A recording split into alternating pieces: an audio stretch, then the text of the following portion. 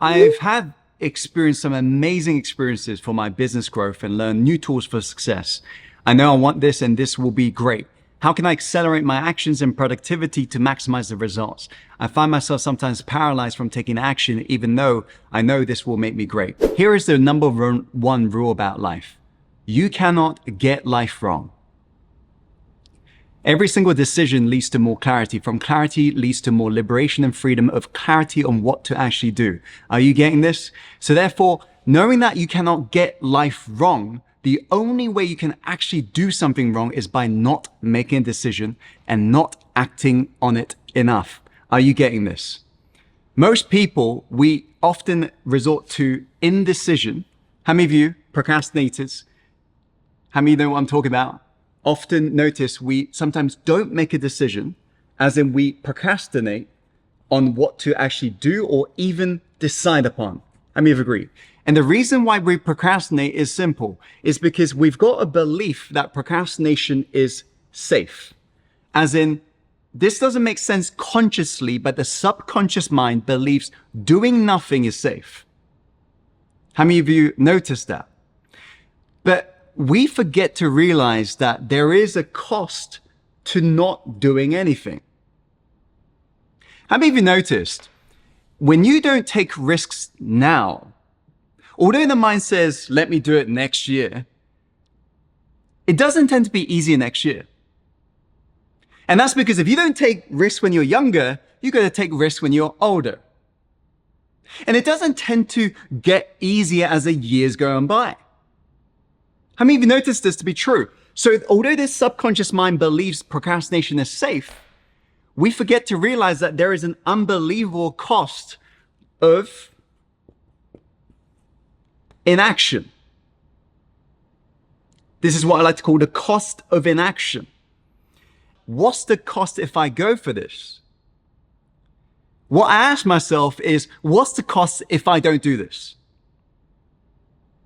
How many of you notice the difference in that question and the quality of answer that your mind responds back to? I ask myself, what's the cost of me not investing in this? What's the cost of me remaining where I am? What's the cost of me a year from now? Nothing's changed. And once we emphasize and amplify the cost of inaction, it will often help you to realize that procrastination isn't safe. Procrastination is a massive risk, and it's a risk that's got no reward, meaning it is absolute self-sabotage. You see, this is why if you look at world-class achievers, they often do things to figure out what to actually do. How many of you just understood that? Whereas procrastinators, we tend to plan. How many of you recovering procrastinators can relate to this? We plan for the worst case scenario of the worst case scenario of the worst case scenario of the worst case scenario. And we agree. We plan for everything, right? We don't realize that you procrastinators can relate to that. My pen is freaking jumping out of my hand. That's how surprised it is, right? But we often do that, not realizing that planning is procrastination in disguise. Why does somebody plan? Why do they overplan, specifically overplan? It's because you are afraid of possible failure. We don't realize though, that life doesn't work in binary terms. As in, just because you've planned, it doesn't mean that's what's going to unfold. As in, just because you 100% plan for it, it doesn't guarantee 100% success. Hence why if you look at world-class achievers, they often do things to figure out what to actually do. They realize that life you cannot get wrong. The only way you can play life wrong is by not doing anything. Are you getting this? It's not like at the end of your life, you would have wished, oh, I've done less things. No, you would have wished you'd gone for it. In fact, if you look at the biggest regrets of people's lives, at the end of their life, they're regretting often the things they didn't do versus the thing they did do. Think about that.